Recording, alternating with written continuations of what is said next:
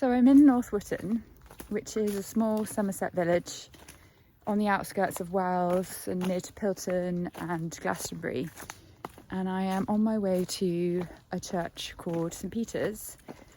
And this film marks the beginning of a series of films which I've been hoping to make for quite some time now.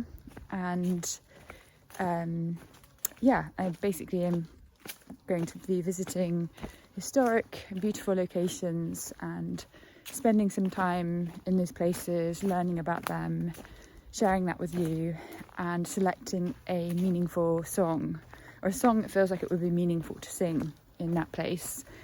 And sometimes it might be the case that it works the other way around, so I have a song which I would like to record and share with you, and it'd be more a case of going on a search for somewhere to sing that.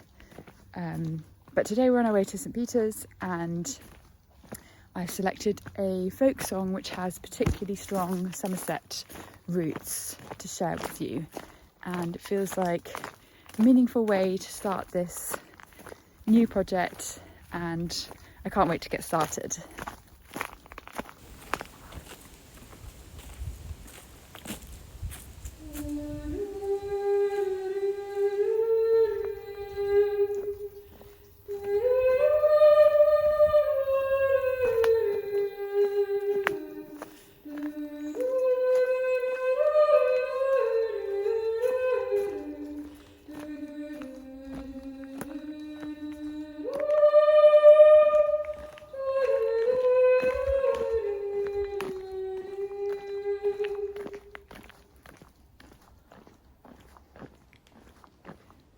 So here we are on North Wootton High Street, although it's far removed from the busy town centre the name might suggest.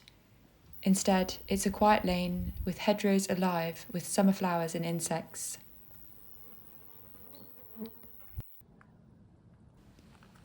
For centuries, North Wootton was a farming village within Glastonbury Abbey's Pilton estate, with orchards, pasture and 2 watermills on the little River Red Lake. The former village shop opposite the church still carries a faded Lion's Tea sign, a small trace of the village's more recent past.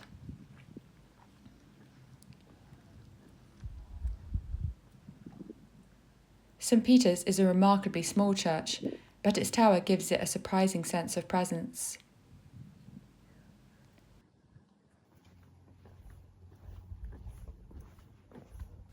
There was already a chapel here by the 12th century. The present church dates mainly from the 14th and 15th centuries, while the chancel was rebuilt much later during a 19th century restoration.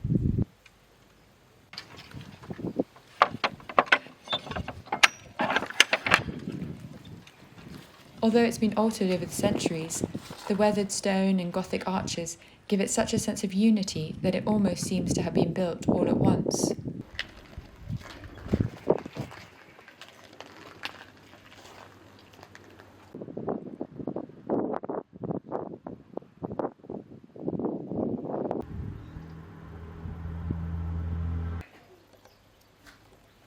Above the door is a painted verse from the Bible, asking those who enter to tread carefully and be more ready to listen than speak. The porch also holds 2 17th century memorial tablets.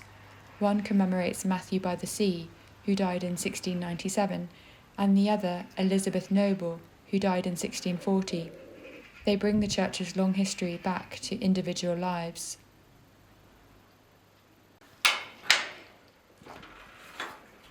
And after following one final, very practical instruction to keep the birds out, I was ready to go inside.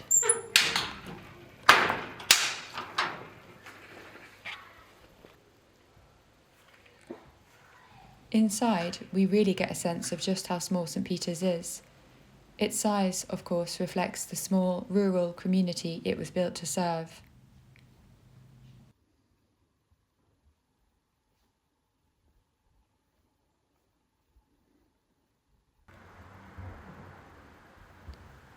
These are the Rood stairs.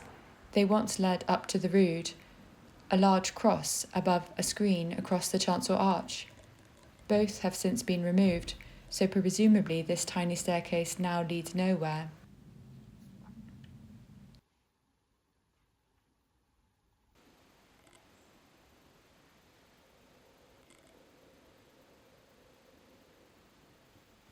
This small pipe organ was built by William Hill and Son and installed in 1890. Today I've chosen a song that I'll sing a cappella, but perhaps another time I can come back to sing something with the organ. Looking back down the nave, the dark rounded timber roof makes me think of the upturned hull of a ship. In fact, the word nave itself comes from the Latin navis, meaning ship. I don't know whether the resemblance was intentional, but it feels especially fitting in a church dedicated to St. Peter, who was, after all, a fisherman. The open Bible is a reminder that this is still an active place of worship. John Coombs is one example of that link with village life. He built the local tannery, served as church warden, and left £100 for the poor of North Wootton. His wife gave this window in his memory in 1885.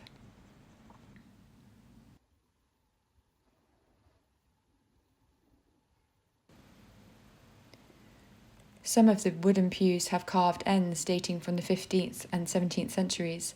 I find it remarkable that carvings so old and so beautifully made remain part of the ordinary life of the church today.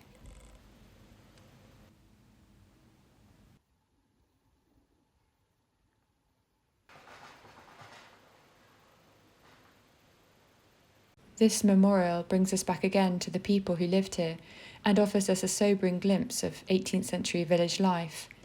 It commemorates 3 members of the same family who all died during the winter months.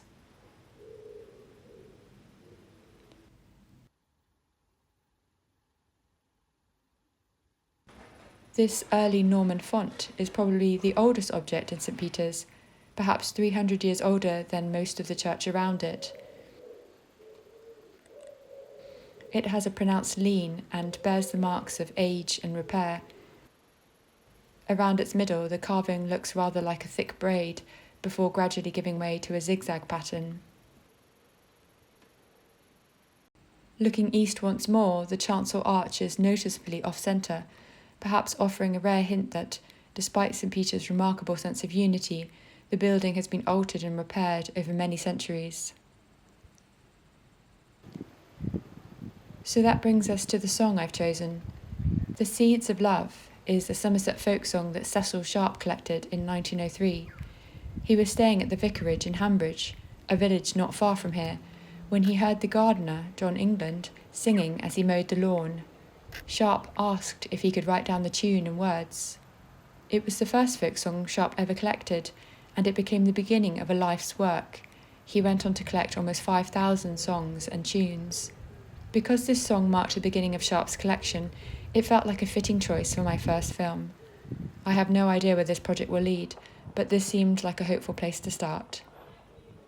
So here it is, The Seeds of Love. I